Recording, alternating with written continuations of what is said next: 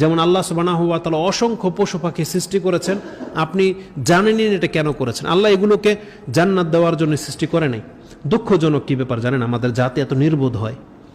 Internet খুললেই দেখবেন 8 প্রকারের প্রাণী জান্নাতি, 7 প্রকারের প্রাণী জান্নাতি, এই 8 প্রকারের প্রাণী জানা যাবে।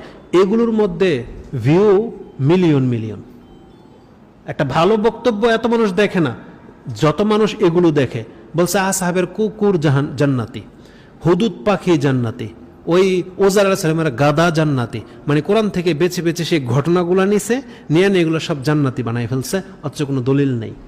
না, আল্লাহ জান্নাত কোনো পশু পাখির জন্য বানায় নেই, কোনো পশু পাখি জান্নাতে যাবে না। জান্নাত শুধু জিন এবং ইনসানের জন্য, মানুষের জন্য। যারা মুসলিম তারা শুধু জান্নাত পাবে। ওখানে কোনো পশু পাখির কথা আল্লাহ সুবহানাহু ওয়া তাআলা এবং রাসূলের হাদিসে উল্লেখ করেননি। এটা মানুষের মন গড়া, মানে বানানো কথাবার্তা।